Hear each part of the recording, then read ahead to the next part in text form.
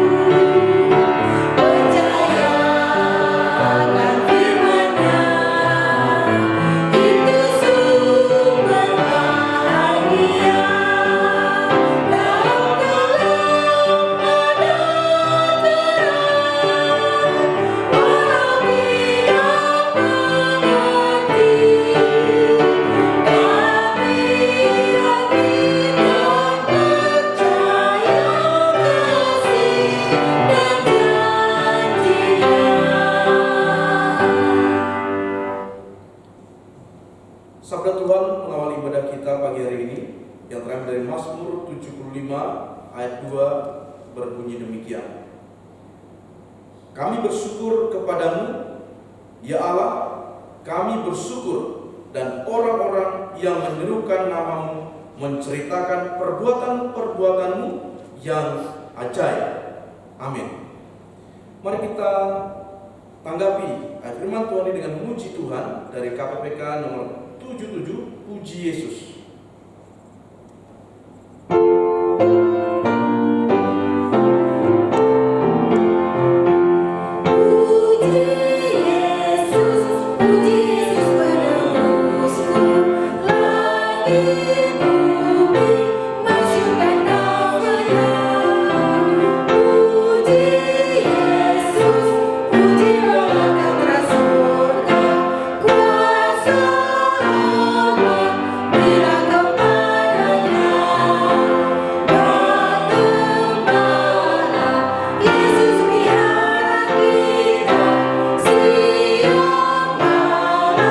Kita dijaga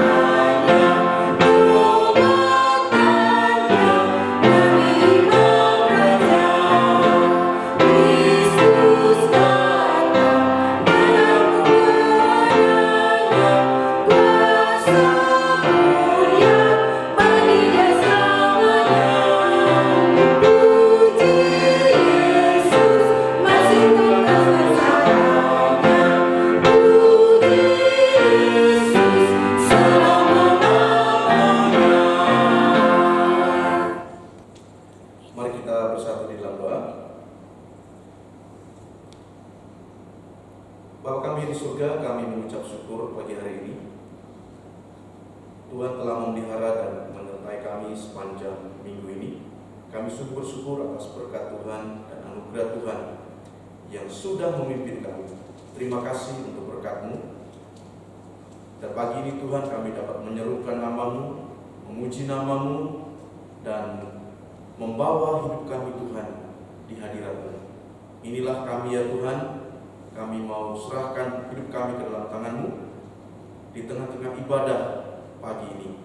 Baik kami ada di tempat ini, bahkan yang di rumah dan menyaksikan ibadah ini Tuhan. Kiranya Tuhan menjamah mereka dan ibadah ini Tuhan menjadi ibadah yang kudus. Berkati dan urapi kami Tuhan, dan setiap anak-anak kami melayani, baik musik, prakbaktian, liturgos, dan bahkan firman Tuhan yang disampaikan oleh hamba-Mu. Tuhan Yesus, Engkau memberkati masing-masing kami. Engkau juga memberkati tiap-tiap orang yang mendengarkan dan bahkan menyaksikan ibadah ini. Tuhan menjamah mereka. Terima kasih Bapak, terima kasih menyertai dan memberkati ibadah ini dengan kuasa-Mu yang kudus. Kiranya ibadah ini terjadi dan terlaksana oleh karena keagungan nama-Mu. Di dalam nama Tuhan Yesus kami berdoa dan bersyukur. Amin.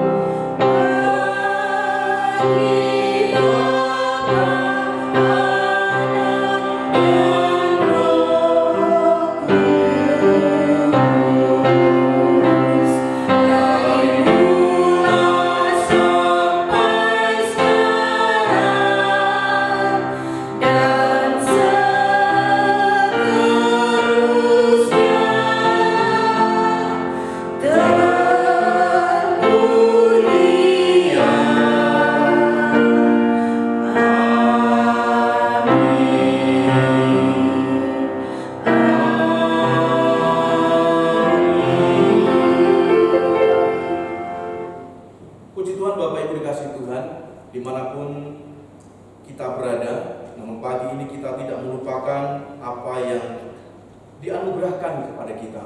Oleh sebab itu, sudah selayaknya saya dan Bapak Ibu sekalian bersyukur dan beribadah kepada Tuhan. Demikian di dalam pujian kita, layaklah nama Tuhan ditinggikan. Pagi hari ini Bapak Ibu kita akan membaca firman Tuhan secara responsoria yang terambil dari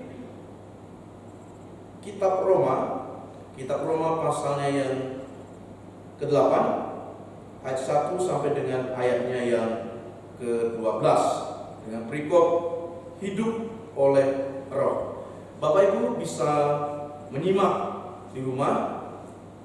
Saya akan bacakan ayat demi ayat ini dan Bapak Ibu bisa melihat di Alkitab di rumah masing-masing. Demikian bunyi firman Tuhan. Demikianlah sekarang tidak ada penghukuman bagi mereka yang ada di dalam Kristus Yesus. Roh yang memberi hidup telah memerdekakan kamu dalam Kristus dari hukum dosa dan hukum maut. Sebab apa yang tidak mungkin dilakukan hukum Taurat karena tak berdaya oleh daging, telah dilakukan oleh Allah dengan jalan mengutus anaknya sendiri dalam daging, yang serupa dengan daging yang dikuasai dosa. Karena dosa, ia telah menjatuhkan hukuman atas dosa di dalam daging, supaya tuntutan hukum Taurat digenapi di dalam kita yang tidak hidup menurut daging, tetapi menurut roh. Sebab mereka yang hidup menurut daging memikirkan hal-hal yang dari daging. Mereka yang hidup menurut roh memikirkan hal-hal yang dari roh. Karena keinginan daging adalah maut, tetapi keinginan roh adalah hidup dan damai sejahtera. Sebab keinginan daging adalah perseteruan terhadap Allah, karena ia tidak takluk kepada hukum Allah. Hal ini memang tidak mungkin baginya. Mereka yang hidup dalam daging tidak mungkin berkenan kepada Allah.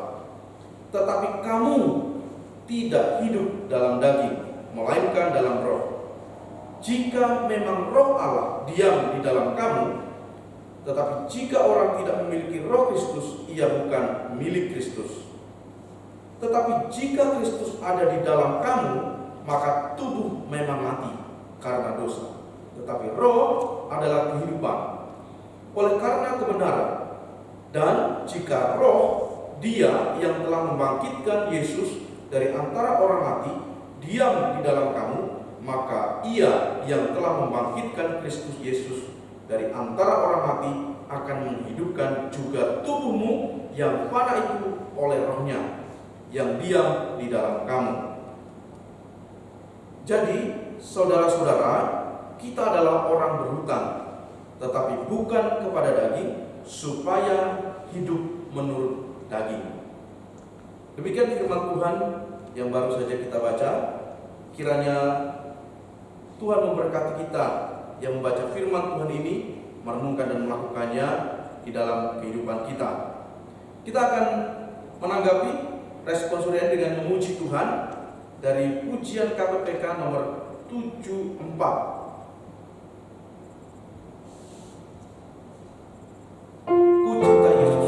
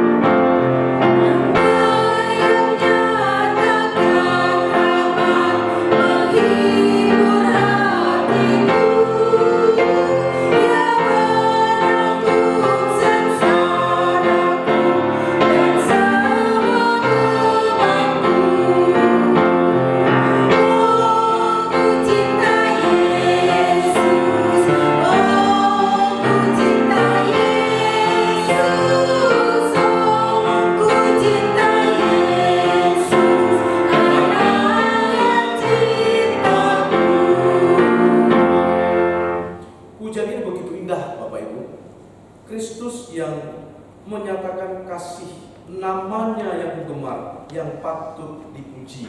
Demikianlah sudah selayaknya saya dan Bapak Ibu mencintai Tuhan, karena Tuhan terlebih dahulu mengasihi kita.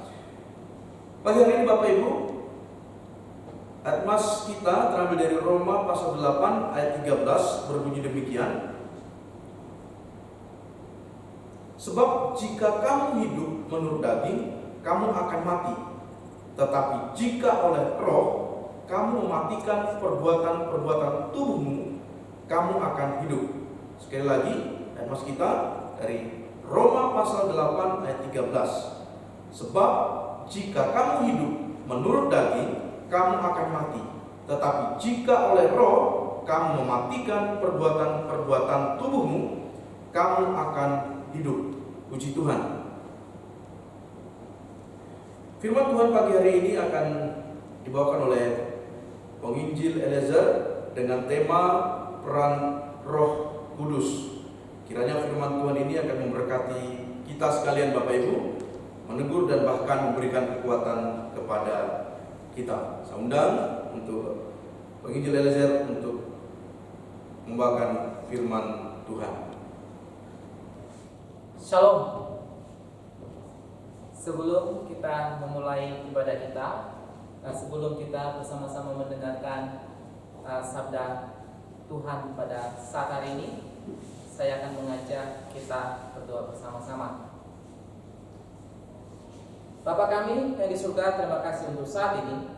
Kami bersyukur untuk kesempatan yang indah kami boleh bersama-sama dengan saudara-saudari seiman untuk beribadah walaupun lewat online. Kami bersyukur untuk saudara-saudari yang mendukung gereja di masa COVID-19 ini. Kami bersyukur ya Tuhan untuk mereka yang senantiasa terbeban, tidak hanya secara materi, juga dalam doa mendukung jemaat-jemaat Tuhan dimanapun mereka berada. Kami berdoa ya Tuhan untuk tim rekaman online, kiranya Engkau menolong hamba-hambamu, anak-anakmu di dalam melakukan pelayanan ini, sehingga melalui pelayanan ini jemaat Tuhan boleh mendapatkan berkat, mereka boleh mengikuti ibadah online. Di tengah-tengah wabah virus corona saat ini ya Tuhan, kami berdoa untuk setiap jemaat Tuhan yang saat ini mungkin merasa dampak yang luar biasa di dalam keluarga masing-masing, mungkin masalah ekonomi, mungkin masalah pekerjaan, masalah kesehatan, dan masalah yang lain-lainnya ya Tuhan. Engkau tahu satu persatu. Kami rindu Engkau menolong setiap jemaat-Mu untuk bisa kuat menghadapi situasi yang sulit saat ini. Kami juga berdoa ya Tuhan untuk pendaftaran murid baru, baik itu lewat online atau mungkin juga ada yang datang secara langsung. Kiranya Engkau menjaga setiap orang tua dan anak-anak yang mendaftar, dan kiranya ya Tuhan mereka boleh belajar ketika mereka memasuki tahun ajaran yang baru. Demikian juga kami berdoa untuk mereka yang mengalami kena PHK, di mana saat ini mereka tidak memiliki pekerjaan, sementara hidup harus diperjuangkan. Kami mohon kepadamu ya Tuhan, supaya Engkau menolong mereka, mencukupi kebutuhan mereka, pakai tangan-tangan orang lain, bahkan anak-anak Tuhan dimanapun mereka berada, untuk menolong, memperhatikan mereka semua. Demikian juga kami berdoa ya Tuhan untuk anak-anak yang kuliah secara online. Mereka berjuang ya Tuhan untuk mengikuti kuliah secara online. Kami mohon kepadamu supaya Engkau menolong setiap mereka yang belajar, mempersiapkan setiap paper, setiap tugas, setiap pelajaran, sehingga mereka bisa senantiasa mengerjakan setiap apa yang diminta oleh dosen dengan baik. Terima kasih ya Tuhan Yesus. Demikian juga kami berdoa untuk pelayanan Pak Amri dan istri. Kiranya Engkau menolong hamba-Mu di dalam pelayanannya, Engkau kuatkan, Engkau berikan hikmat dan semangat dalam pelayanan, dan jadikanlah hamba-Mu sebagai berkat dimanapun dia berada saat ini. Kami berdoa untuk pembukaan sekolah kembali ya Tuhan, jikalau Tuhan kehendaki, maka sekolah akan dimulai pada bulan Juli, dan sesuai dengan protokol kesehatan yang sudah dibuat oleh pemerintah.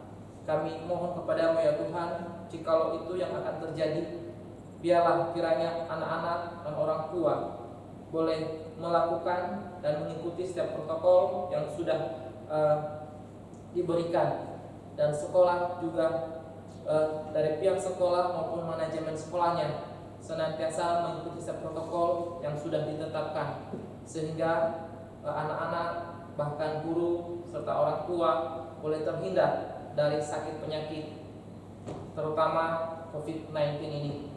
Ya Tuhan, saatnya kami akan mendengarkan sabda-Mu. Pimpin kami, berikan kami ketenangan, berikan kami hikmat dan pengertian di dalam memahami firman-Mu, sehingga kami boleh mengerti sejelas-jelasnya firman-Mu ya Tuhan. Tolong kami semua dan tolong hamba-Mu. Di dalam nama Tuhan Yesus kami berdoa dan mengucap syukur. Amin. Bapak, Ibu, saudara-saudari sekalian, firman Tuhan hari ini diambil dari kitab Roma pasal yang ke-8 ayat yang ke-14 sampai dengan ayat yang ke-17 dengan tema peranan Roh Kudus dalam hidup orang Kristen. Di dalam sebuah grup WhatsApp, saya seringkali mendapatkan sebuah pesan di grup tersebut yang dikirim oleh seorang teman saya. Di dalam pesan tersebut seringkali dia mengatakan bahwa Tuhan berbicara kepada dia, Tuhan berkata-kata kepada dia, lalu dia menyampaikan pesan-pesan Tuhan itu. Pesan-pesan yang dimaksudkan adalah bukan dari Alkitab, tetapi pesan-pesan di mana Tuhan berbicara kepada dia, mungkin lewat renungannya, mungkin lewat persekutuan dengan hamba-hamba Tuhan yang lain. Lalu kemudian dia mengatakan bahwa saya mendapatkan pesan, lalu dia mencatat pesan tersebut, dan itu terus-menerus dan berulang-ulang dia mengirimkan pesan tersebut. Kami, teman-teman di dalam grup tersebut, kami hanya diam saja tanpa meresponi pesan dari teman tersebut. Namun saya merasa bahwa terbeban untuk menegur teman ini, karena saya melihat teman-teman saya yang lain bisa saja terpengaruh dengan pesan-pesan tersebut. Lalu saya mengatakan kepada dia, apakah itu penglihatan, apakah itu nubuat atau bagaimana dan seterusnya. Lalu dia jelaskan. Saudara, inti cerita, saya menegur dia bahwa Alkitab kita sudah sempurna. Ketika Tuhan berbicara kepada kita, ketika Tuhan menyampaikan pesannya kepada kita, ketika Tuhan menyampaikan kehendaknya kepada kita, itu harus lewat Alkitab. Alkitab sudah cukup. Kita tidak perlu nubuat-nubuat yang baru. Kita tidak perlu penglihatan-penglihatan yang baru. Kita sudah cukup dengan firman Tuhan. Jadi ketika Tuhan mau kita melakukan sesuatu, kita kembali kepada Alkitab. Lalu dia menjawab saya bahwa di dalam diri kita ada karunia Roh Kudus. Roh Kudus menguasai hati dan pikiran kita. Dia menguasai mulut kita, dia menguasai perkataan kita, sehingga keluar kata-kata dari Tuhan.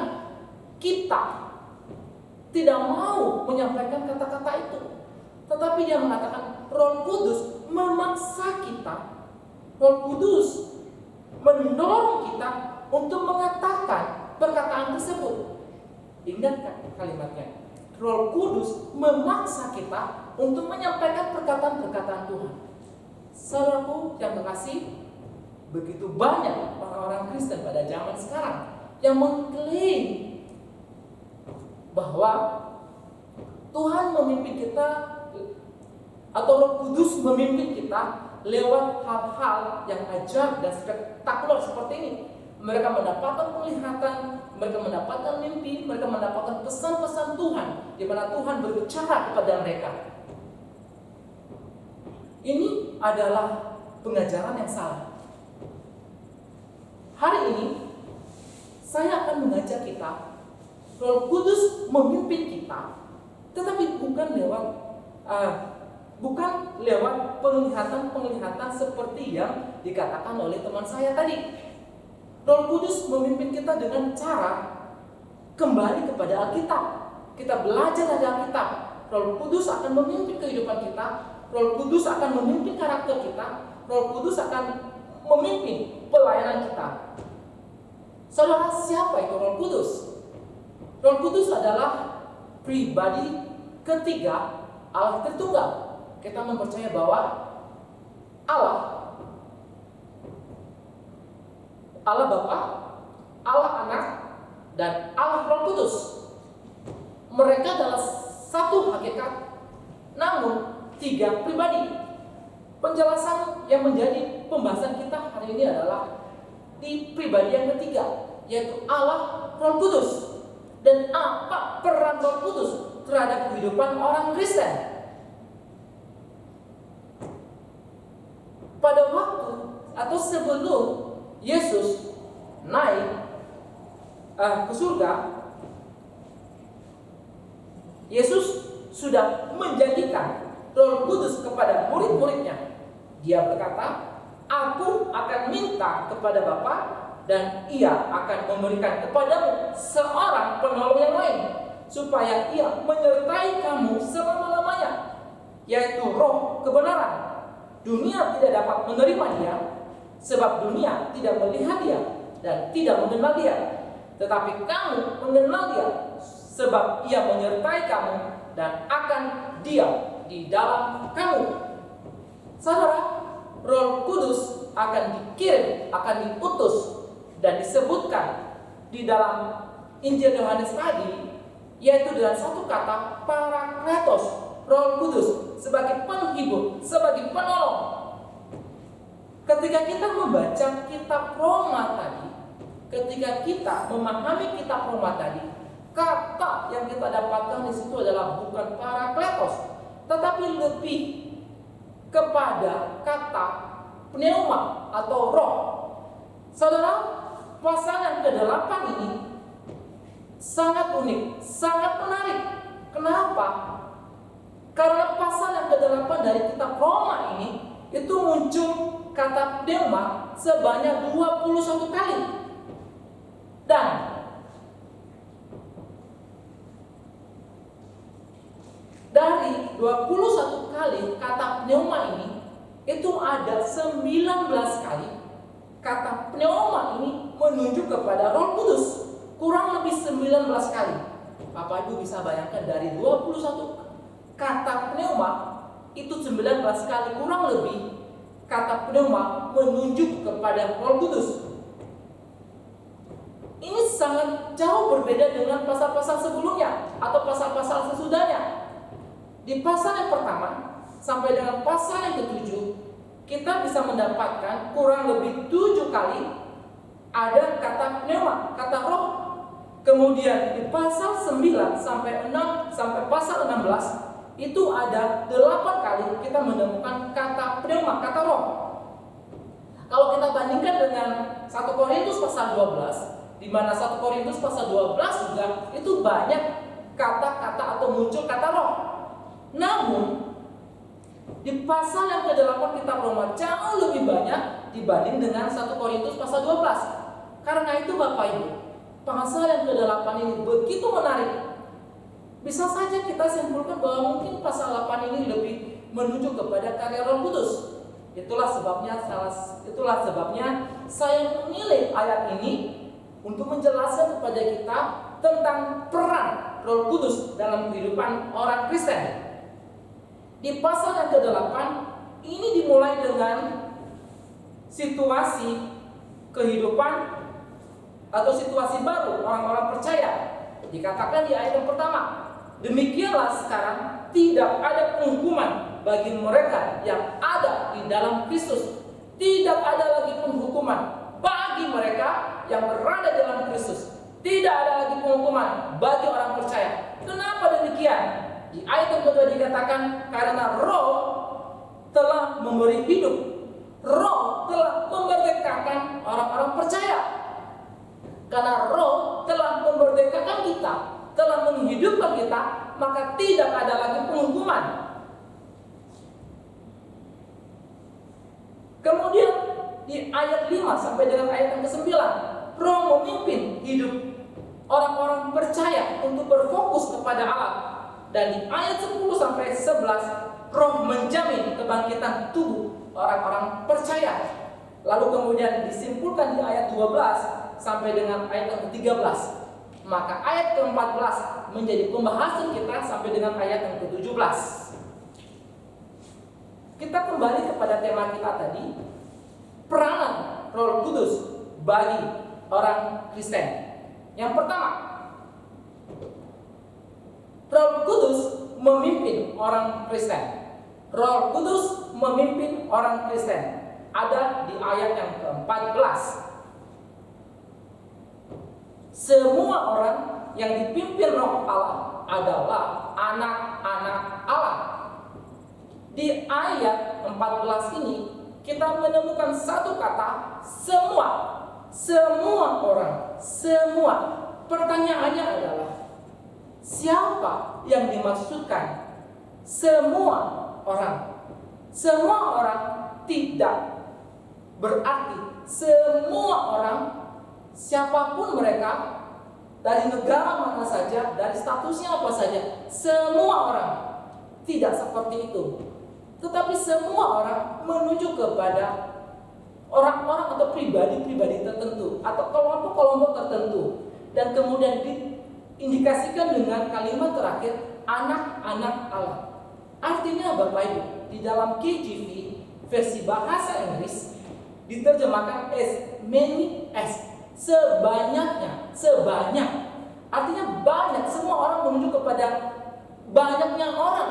Tapi banyaknya orang itu menunjuk kepada kelompok-kelompok tertentu. Kelompok yang mana?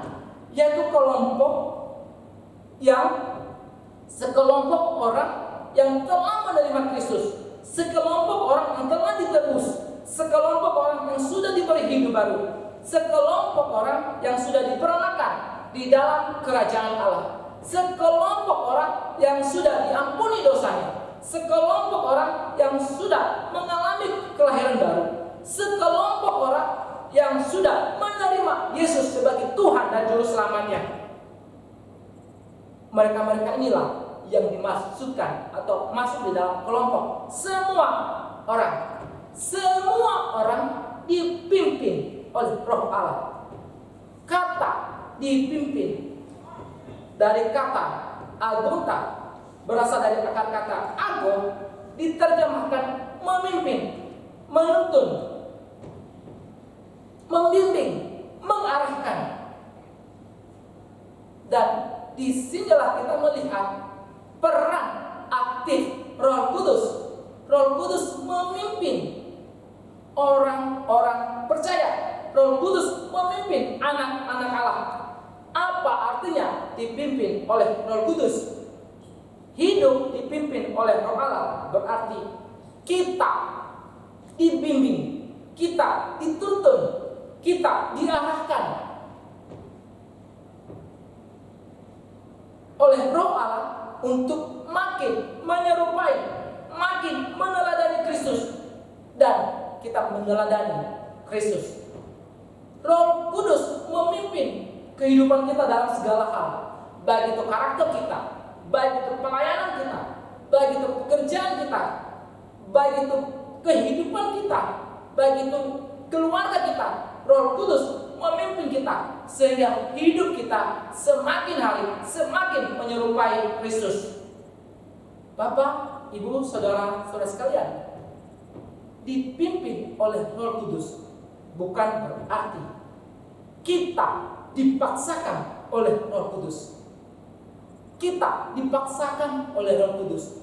Ini adalah bukan pengajaran Alkitabiah. Ini adalah pengajaran yang salah. Kita tidak dipaksakan oleh Roh Kudus untuk berubah. Kita tidak diciptakan sebagai robot. Bapak Ibu, ketika misalnya menggambar sesuatu, Bapak Ibu tidak suka dengan gambarnya, lalu kemudian Bapak Ibu menghapus, berarti Bapak Ibu memaksakan kehendaknya untuk mengubah gambarnya menjadi baik. Roh Kudus ketika memimpin kita, Dia tidak memaksakan kita, tetapi Dia hanya membimbing kita, Dia hanya mengarahkan kita. Maka di sini kita melihat adanya kerjasama antara kita dan Roh Kudus. Roh Kudus satu sisi aktif untuk membimbing kita, satu sisi Roh Kudus aktif memimpin hidup kita, dan di sisi yang lain kita sebagai orang percaya kita sebagai anak-anak Allah harus aktif meresponi pekerjaan Roh Kudus di dalam hidup kita. Kalau kita sebagai anak-anak Allah dipimpin oleh Roh Kudus, maka kita harus hidup seperti status kita sebagai anak-anak Allah. Maka ada keaktifan oleh kedua pihak. Roh Kudus aktif untuk memimpin hidup kita, maka kita juga mau memberi diri untuk aktif dipimpin oleh Roh Kudus. Bapak, Ibu, saudaraku, saudara sekalian, ketika kita belum bertobat, kita memiliki karakter yang jelek, mungkin gitu ya. Mungkin kita memiliki karakter yang tidak bagus.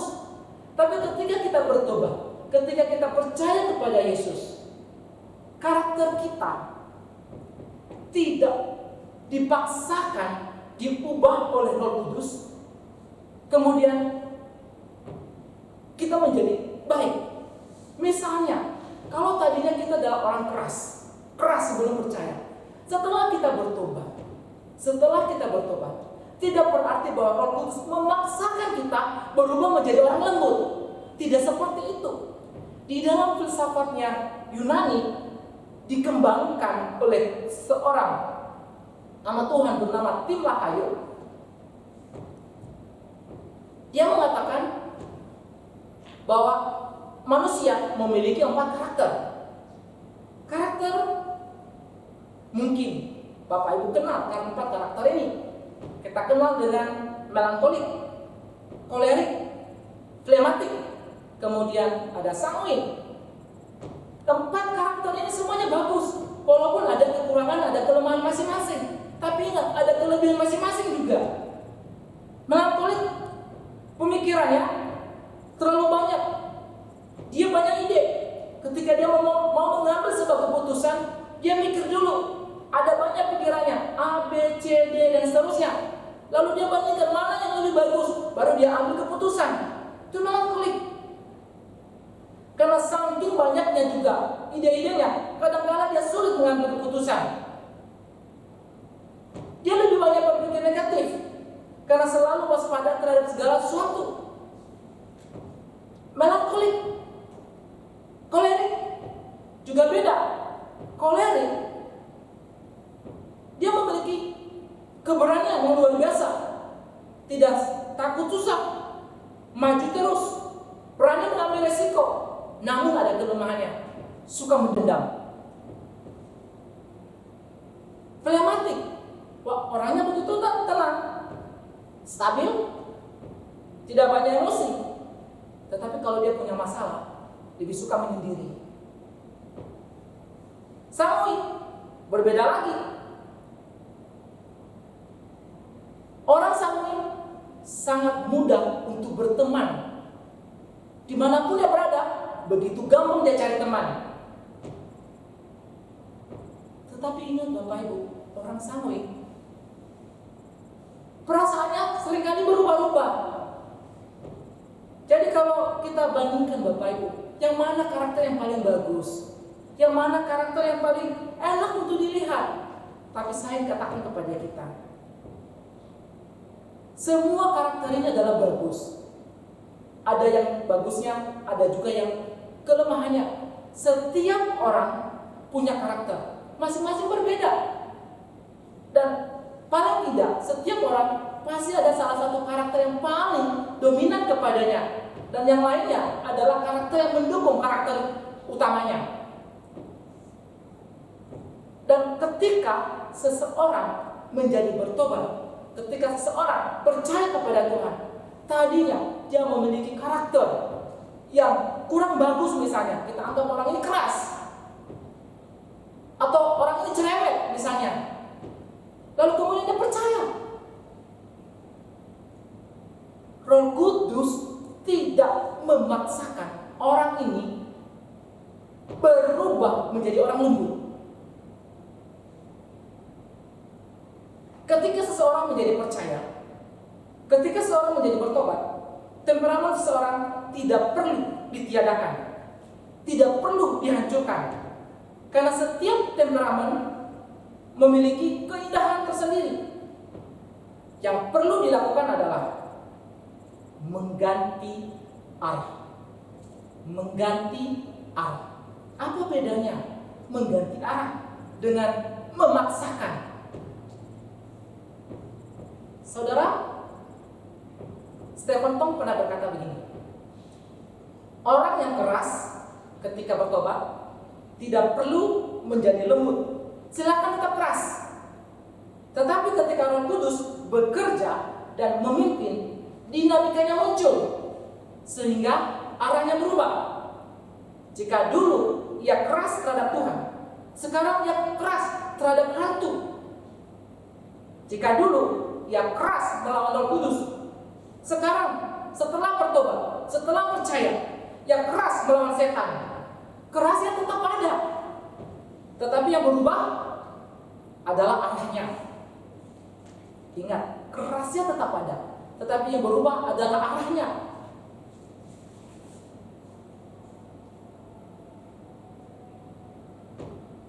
Roh Kudus tidak menguasai kita sehingga serupa dengan orang lain, serupa dengan orang-orang tertentu. Bagaimana dengan orang cerewet? Sebelum bertobat, orang ini cerewet, suka memaki orang, suka menggosip, suka menceritakan kejelekan orang lain, suka menjatuhkan orang lain. Maka yang terjadi saudara setelah dia bertobat, maka sekarang cerewet diubah arahnya oleh Roh Kudus.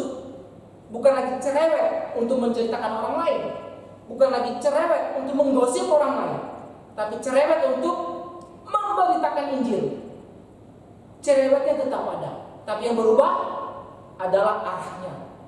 Inilah cara Tuhan, cara Roh Kudus memimpin hidup kita. Roh Kudus tidak memaksakan kita untuk berubah dan menjadi mirip orang lain, tetapi Roh Kudus mengubah arah kita.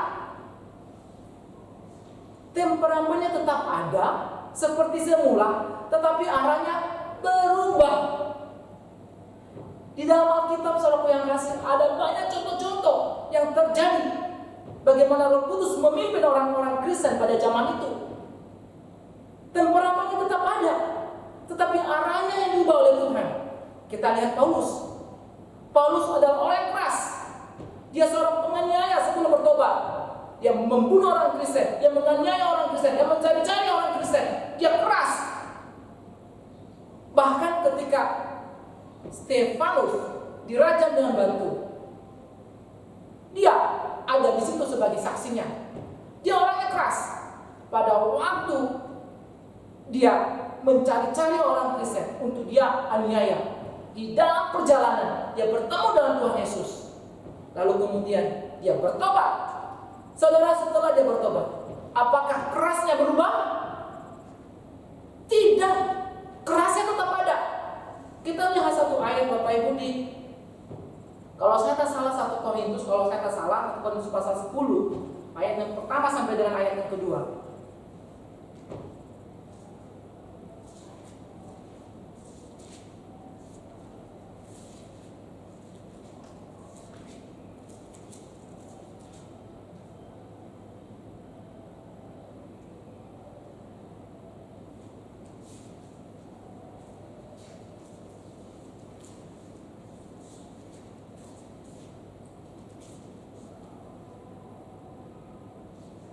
Korintus pasal yang ke-10 ayat pertama sampai dengan ayat yang kedua.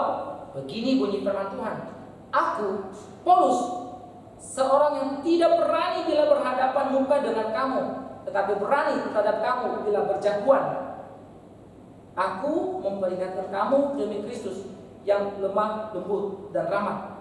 Aku meminta kepada kamu, jangan kamu memaksa aku untuk menunjukkan keberanianku dari dekat, sebagaimana aku berniat bertindak keras terhadap orang-orang tertentu yang menyangka bahwa kami hidup secara duniawi.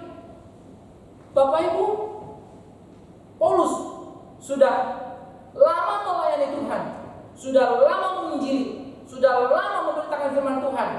Lalu di dalam pelayanannya ada banyak masalah yang terjadi, di mana orang-orang, mungkin juga ada orang-orang tertentu yang bermusuhan dengan dia, menggosipkan dia, menceritakan kejelekan dia. Mereka mengatakan bahwa Paulus hidup duniawi. Dan disinilah Paulus katakan, aku keras terhadap mereka, aku keras melawan kejahatan, aku keras melawan orang-orang yang menghancurkan, menggagalkan pelayanan Injil. Kerasnya tetap ada, tetapi arahnya berubah.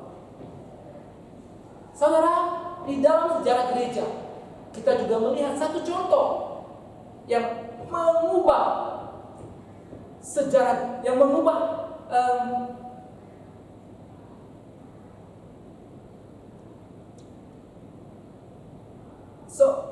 dalam sejarah gereja kita melihat satu orang reformator namanya Martin Luther pada abad yang ke-15. Dia adalah seorang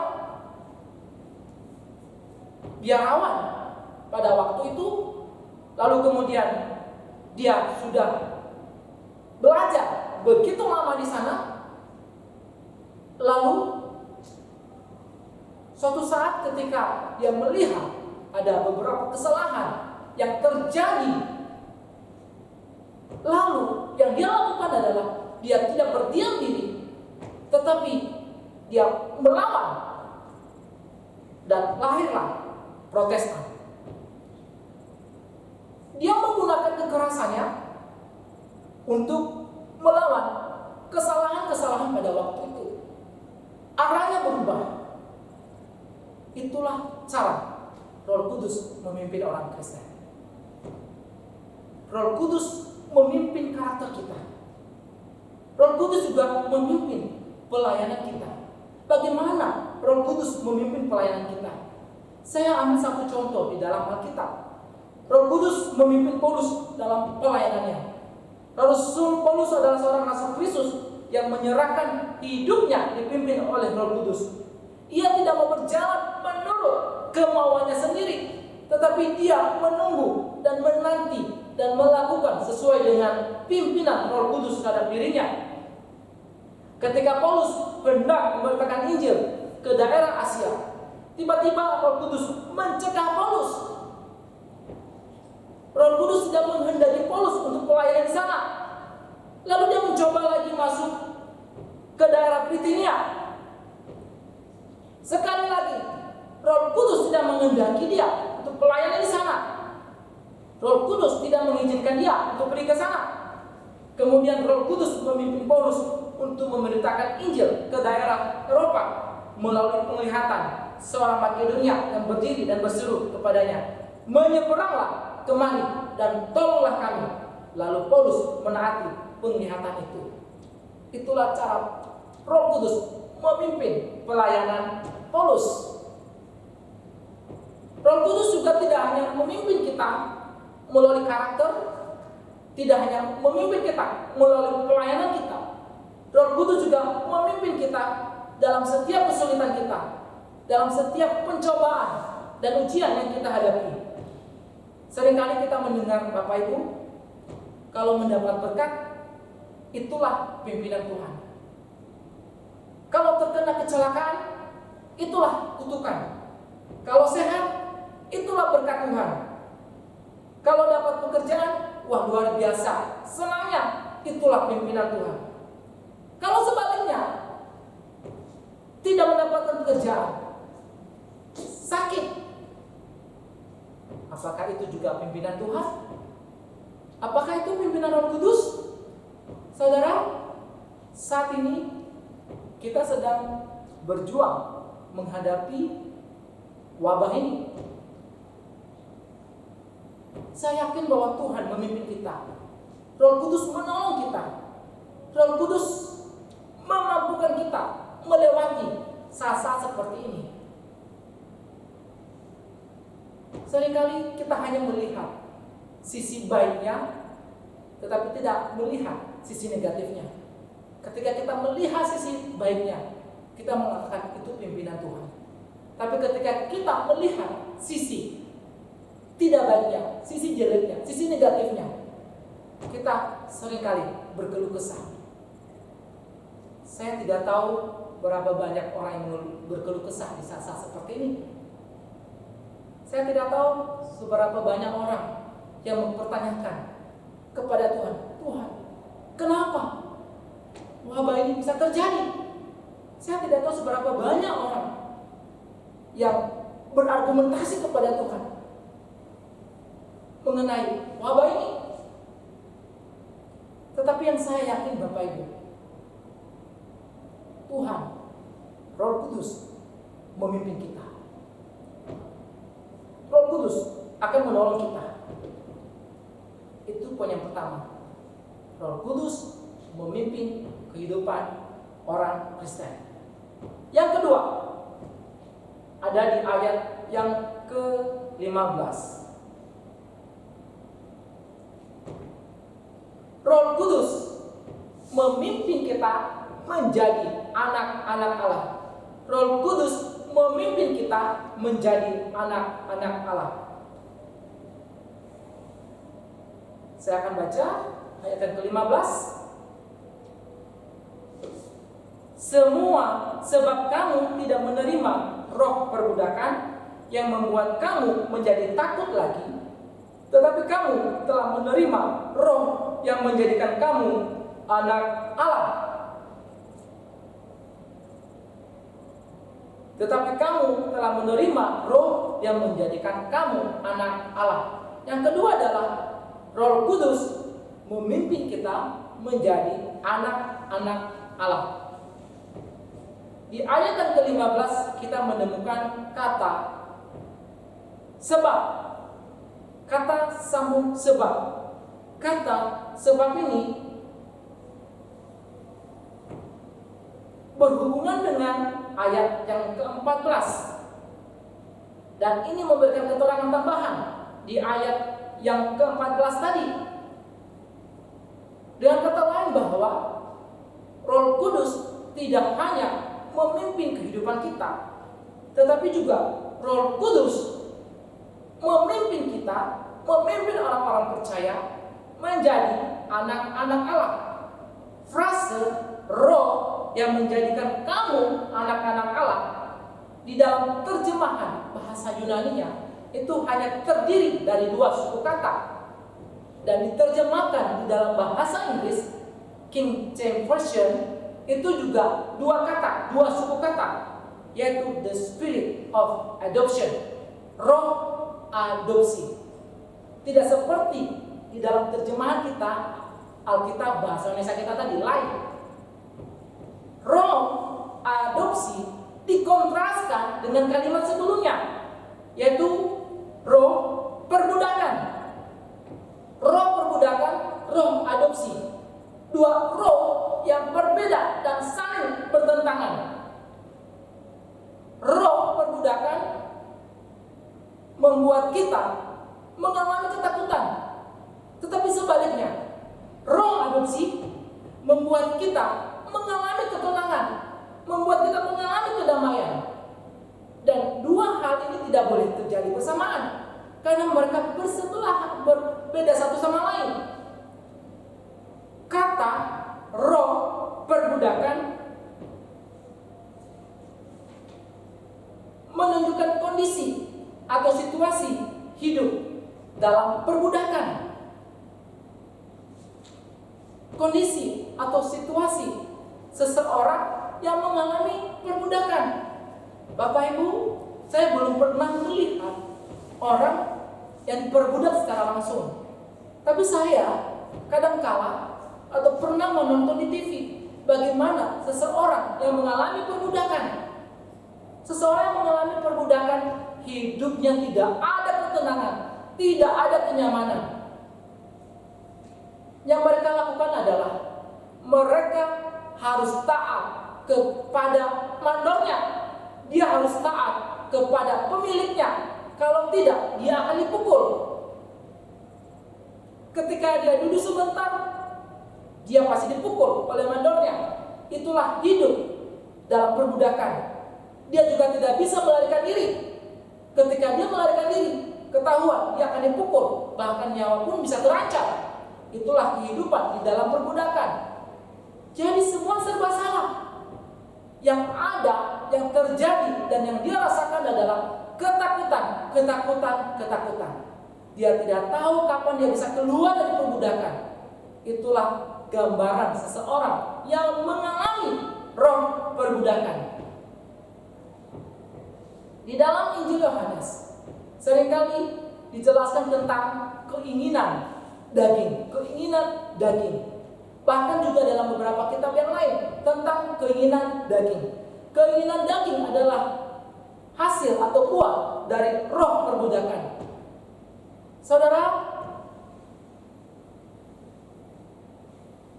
salah satu contoh tentang keinginan daging, ada satu filsafat, filosofi duniawi, yaitu materialisme. Materialisme adalah ajaran atau filsafat yang menganggap bahwa nilai tertinggi kehidupan adalah materi. Materi adalah berupa uang, materi berupa harta, benda.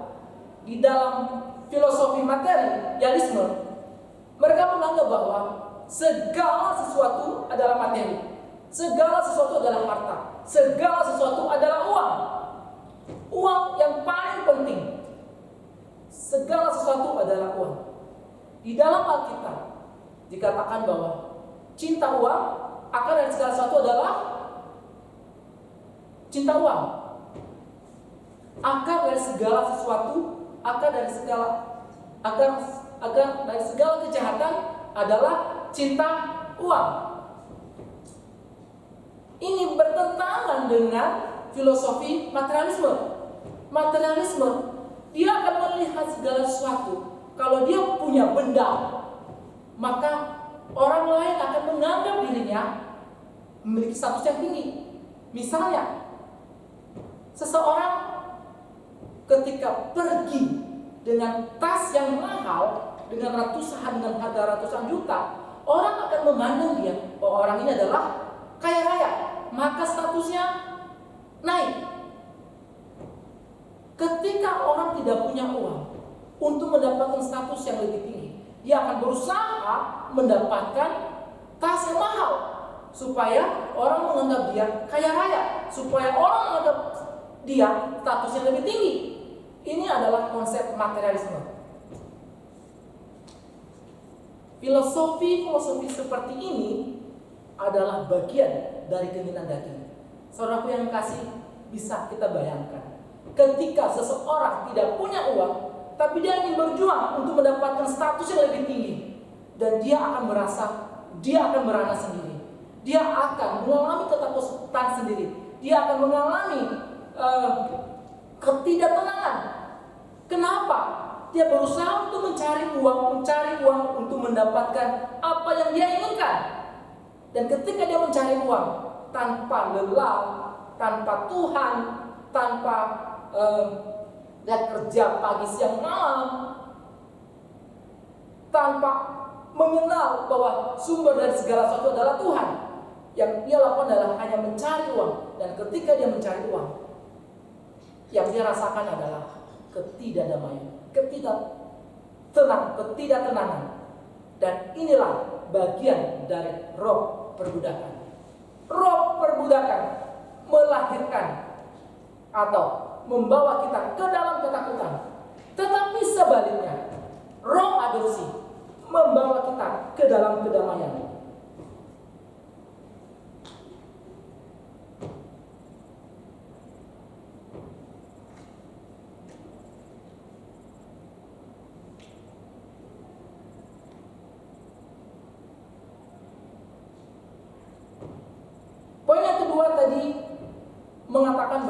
Poin yang kedua tadi adalah Roh Kudus memimpin kita menjadi anak-anak Allah, menjadi anak-anak adopsi.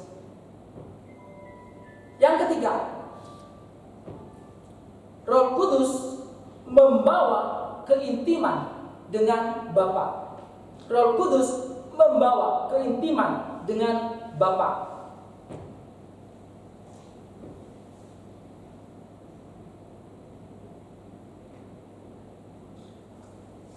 Ayat 15 B.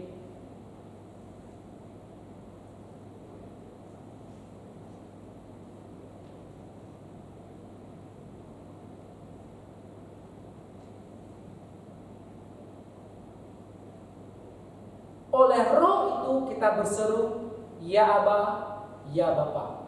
Oleh Roh itu kita berseru, ya Aba, ya Bapa.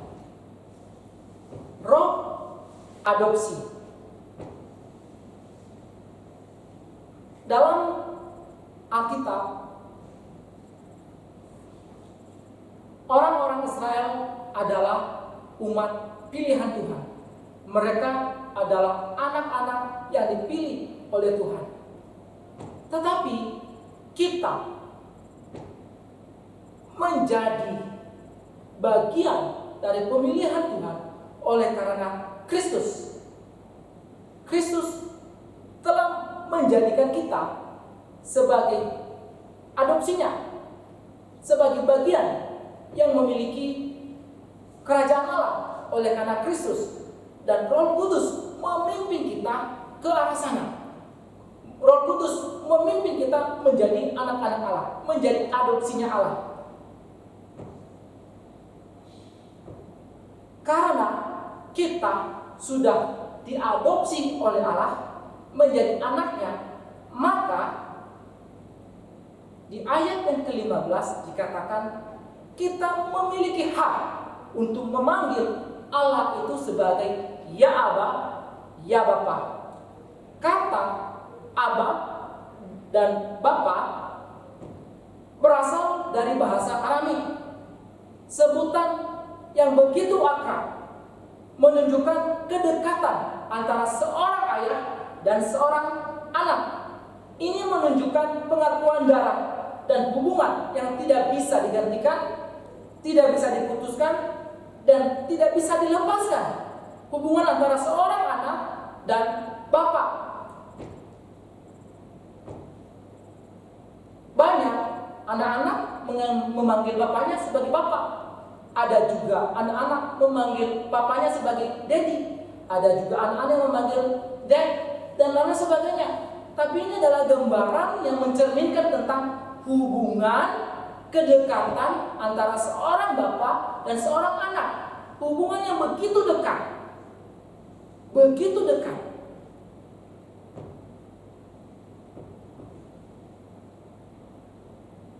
Allah kita dipanggil sebagai Bapa. Yang kita kenal Allah itu adalah sebagai pencipta. Allah adalah menciptakan segala sesuatu. Allah yang tidak kelihatan, Allah yang jauh di sana, tidak bisa terjangkau dengan pikiran kita, tidak bisa kita jangkau dengan penglihatan kita, begitu jauh banget. Tetapi Allah yang begitu jauh menjadi dekat, dan Yohanes mengatakan, Injil Yohanes mengatakan, dia sudah diam di antara kita, dia sudah ada di tengah-tengah kita. Itu Yesus Kristus. Ketika dia menjadi manusia, dia ada di tengah-tengah kita. Dan melalui Yesus Kristus, kita memanggil Allah sebagai Bapa kita. Begitu dekat. Kita tidak memanggil Allah kita sebagai kakek. Kita tidak memanggil Allah kita sebagai akong. Tetapi kita memanggil Allah kita sebagai Bapa. Kenapa demikian?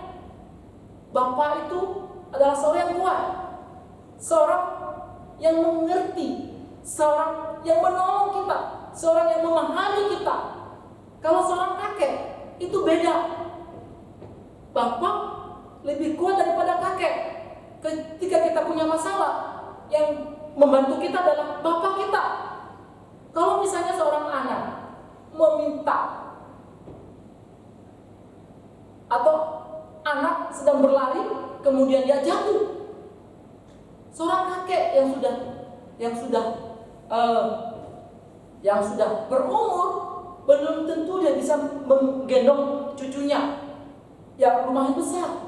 Tapi berbeda hanya dengan seorang bapak, dia bisa segera menolong anaknya.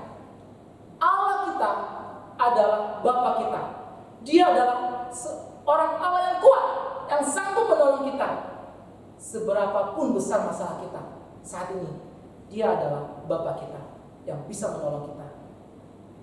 Saya yakin Bapak Ibu, di tengah-tengah situasi saat ini, siapa sih orang yang tidak khawatir dengan COVID-19? Siapa sih orang yang tidak was-was dengan penyakit ini? Yang kita tahu adalah ada satu istilah OTG, orang tanpa gejala, tidak sakit, tidak ada masalah dengan orang itu, tetapi orang itu positif, bisa saja menularkan kepada kita di luar pengetahuan kita. Lalu kita yang kondisinya tidak baik, kita yang kondisinya tidak bagus, kita bisa masuk rumah sakit. Khawatir bukan? Tapi saya yakin Allah kita adalah Bapa kita. Dia adalah penolong kita. Dia sanggup menolong kita. Dia sanggup menyelesaikan masalah kita. Dia sanggup mengatasi masalah kita. Dia sanggup memimpin kita dan mengatasi COVID-19 ini. Sehingga ketika kita mengakhiri dan keluar setelah berjuang selama ini, kita bisa bersyukur kepada Tuhan. Bapak, terima kasih Engkau telah menolong saya. Bapak, terima kasih Engkau telah memampukan saya mengatasi wabah ini. Bapak kita adalah penolong kita. Yang keempat,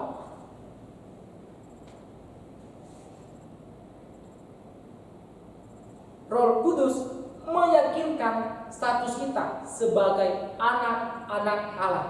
Roh Kudus meyakinkan status kita sebagai anak-anak Allah. Ada di ayat yang ke-16. Roh itu bersaksi bersama-sama dengan roh kita bahwa kita adalah anak-anak Allah. Roh Kudus bukan hanya menjadikan kita, bukan hanya memimpin kita menjadi anak-anak Allah, tetapi Ia juga memberikan kesaksian atau meyakinkan kita bahwa kita adalah anak-anak Allah.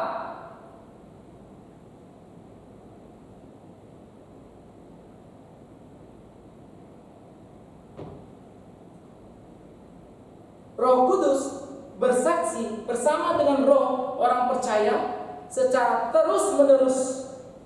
Keyakinan ini terjadi dalam diri orang percaya yang paling dalam, sebagaimana disiratkan oleh pemakaian kata roh manusia di dalam ayat yang ke-16.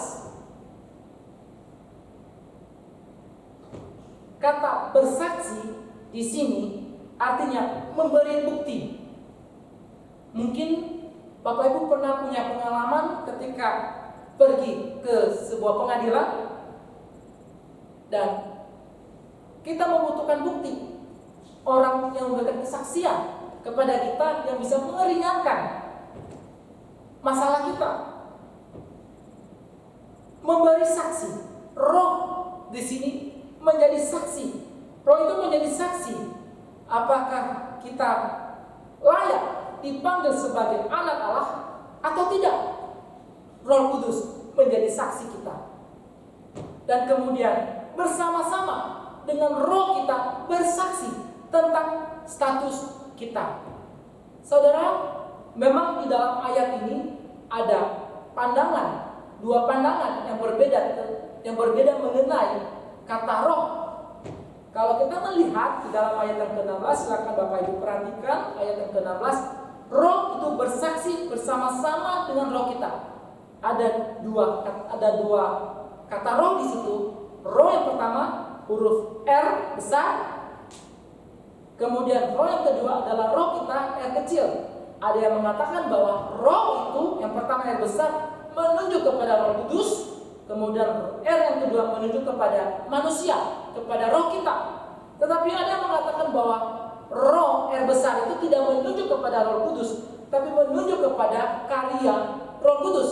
Roh, setelah Roh Kudus memimpin orang-orang menjadi anak-anak adopsi, kemudian orang itu harus hidup menurut statusnya. Ada rohnya di situ. Jadi lebih menuju kepada spiritnya, lebih menuju kepada semangatnya sebagai anak-anak Tuhan. Apapun pendapat mereka, Bapak Ibu Saudara sekalian, tapi yang kita lihat di sini adalah Roh Kudus meyakinkan kita, meyakinkan status kita bahwa kita adalah anak-anak Allah. Maka konklusinya kita lihat di ayat yang ke-17. Setelah Roh Kudus memimpin kehidupan orang Kristen, setelah Roh Kudus memimpin kita menjadi anak-anak Allah, setelah Roh Kudus meyakinkan status kita sebagai anak-anak Allah, maka ada satu janji Tuhan yang bersifat futuris, bersifat masa depan, dan janji ini diberikan kepada kita, diberikan kepada anak-anak Allah, diberikan kepada anak-anak adopsi. Ayat yang ke-17 saya akan baca. Dan jika kita adalah anak, maka kita juga adalah ahli waris. Maksudnya orang-orang yang berhak menerima janji-janji Allah. Orang-orang yang berhak menerima janji-janji Allah. Kalau kita lihat Bapak Ibu cerita tentang seorang raja, sebelum dia meninggal, dia sudah mempersiapkan anaknya untuk menggantikan posisinya sebagai ahli warisnya. Tapi masalahnya adalah kita bukan anak kandung, tapi kita adalah anak adopsi. Mungkinkah kita berhak menerima warisan dari Allah? Warisan Allah adalah janji-janjinya. Sekali lagi saya katakan bahwa kita, status kita adalah anak-anak adopsi. Di dalam hukum Romawi dan mungkin dalam hukum negara manapun, seorang yang sudah diadopsi itu dianggap sebagai anak kandung. Maka ketika dia sudah diadopsi, maka secara hukum anak adopsi berhak mendapatkan warisan. Dan status kita adalah anak-anak adopsi. Ketika kita sudah berubah status menjadi anak-anak adopsi, maka kita berhak mendapatkan warisan itu. Ketika Tuhan berkata atau berbicara tentang warisan, maka janji-janji ini juga diberikan kepada anak-anak Tuhan, kepada saya, kepada Bapak Ibu yang percaya kepada Tuhan Yesus. Itulah janji Tuhan. Bapak Ibu mau menerima janji tersebut? Apa janji itu? Yaitu kehidupan yang kekal, bukan kehidupan yang sementara. Saat ini kita hidup dalam kesementaraan. Namun kita tidak tahu berapa lama kita hidup dalam kesementaraan. Mungkin ada yang sudah berumur 40, 50, 70 tahun, 80 tahun. Tapi kita tidak tahu di tengah-tengah situasi seperti ini. Ada yang cepat, ada yang lama dipanggil. Kita tidak tahu situasinya. Situasi sekarang ini masih tanda tanya besar. Hari ini kita bertemu dengan seorang teman. Teman itu sudah beberapa hari kemudian sudah tidak ada lagi. Kita tidak tahu. Tapi ada satu janji Tuhan di tengah-tengah kesementaraan ini, yaitu kehidupan yang kekal. Itulah yang Tuhan berikan kepada kita.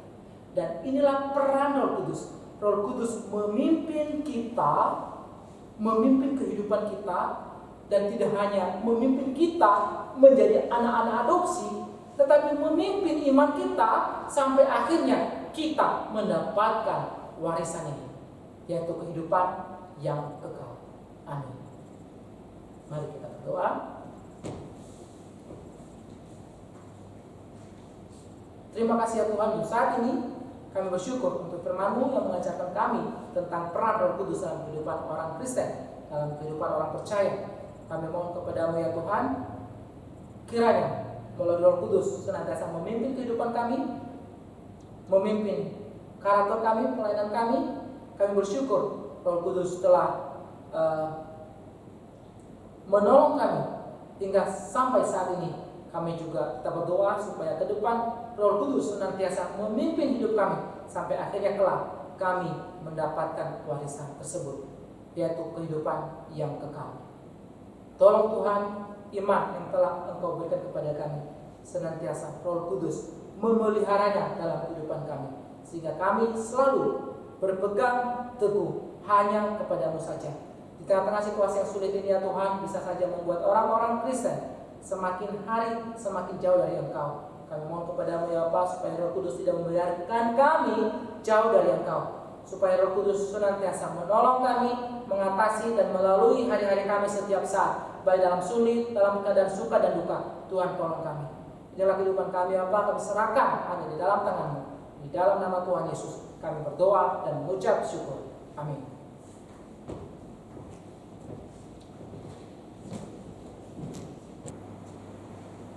Baik Bapak Ibu kasih Tuhan, kita sudah mendengar firman Tuhan. Kiranya firman Tuhan ini memberikan kita penghiburan dan kekuatan di masa-masa yang begitu berat ini. Peran Roh Kudus yang memberikan kita kekuatan dan penghiburan untuk melewati masa-masa yang begitu berat. Kini saatnya Bapak Ibu kita akan memberikan persembahan yang terbaik kepada Tuhan. Kita akan memuji Tuhan dari KPPK 232.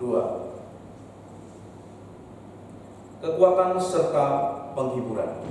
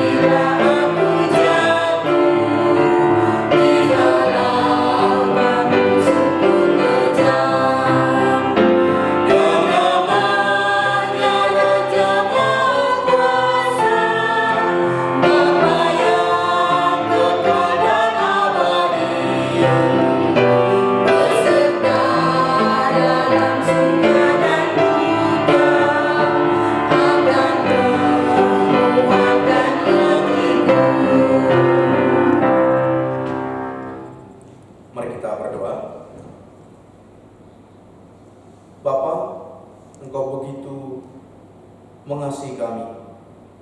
Engkau menghibur dan menguatkan kami, menolong dan menyertai dikala kami mengalami kesesakan. Tiap hari, tiap jam Engkau beserta dengan kami.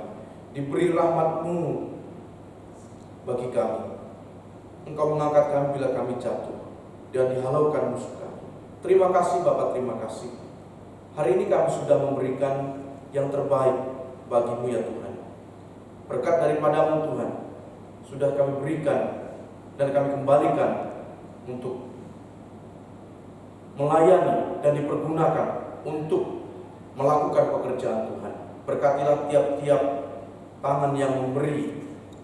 Berkatilah pekerjaan mereka.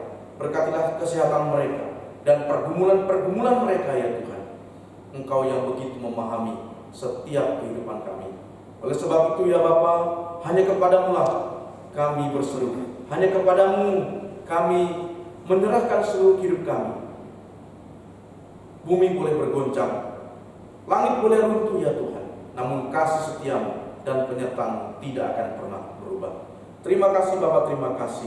Kami bersyukur mempunyai Allah seperti Engkau, Juru Selamat yang tiada taranya. Engkaulah yang menyelamatkan hidup kami. Terima kasih Bapa, terima kasih. Di dalam nama Tuhan Yesus kami berdoa dan bersyukur. Amin. Mari Bapak Ibu dikasih Tuhan, kita akan menyaksikan dan mendengarkan warta gereja.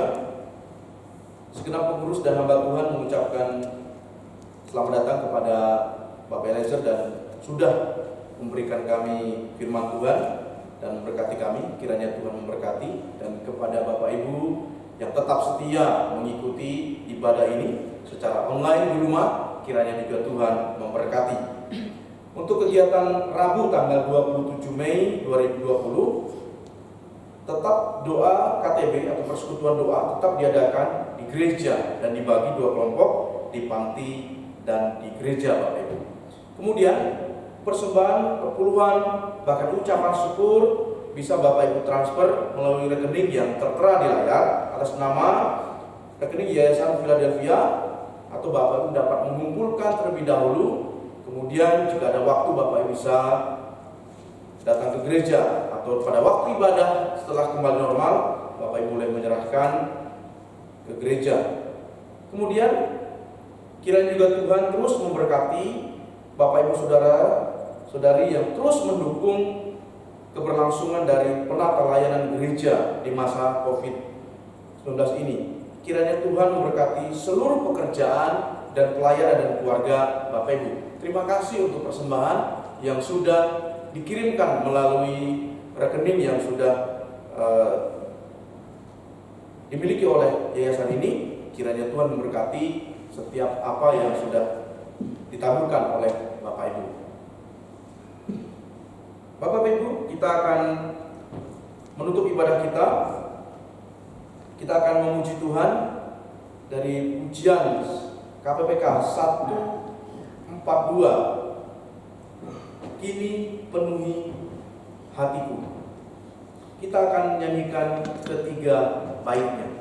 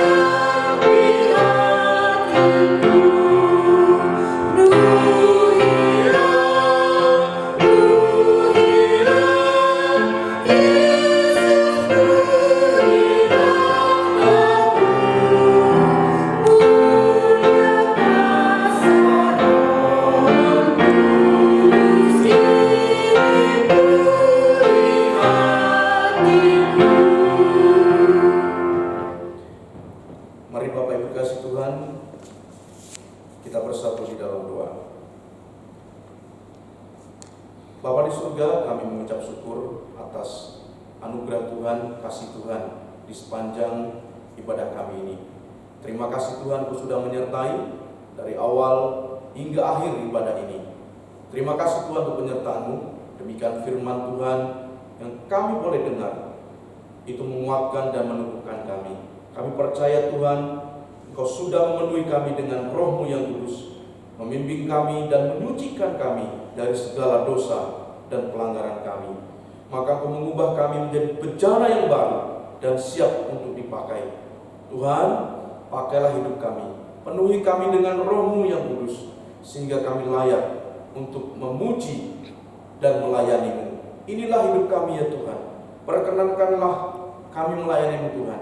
Dan kiranya Tuhan, Engkau juga memberkati hidup kami. Pimpin kami ya Tuhan. Dan tolonglah kami di tengah-tengah dunia yang fana ini, di tengah-tengah ketidakpenentuan kehidupan kami Tuhan. Engkau berkati dan hiburkan hidup kami Tuhan. Dan kuatkan iman kami. Terima kasih Bapa, terima kasih. Terpujilah nama-Mu ya Tuhan. Engkau memberkati tiap-tiap hidup kami.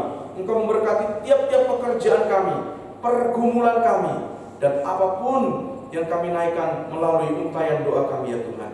Engkau memberkati kami. Engkau memberkati orang tua, keluarga, suami, istri, anak-anak, cucu, menantu. Tuhan berkati dengan berlimpah-limpah. Terima kasih Bapak, terima kasih.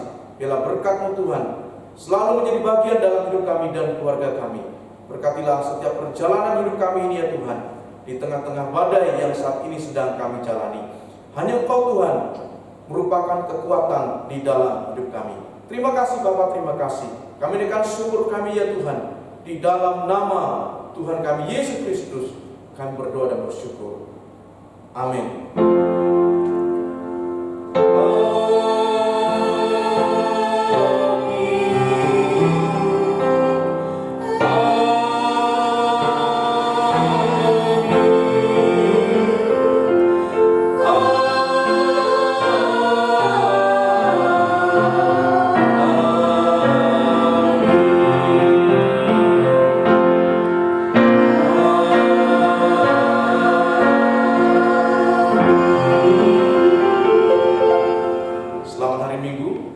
Tuhan Yesus memberkati.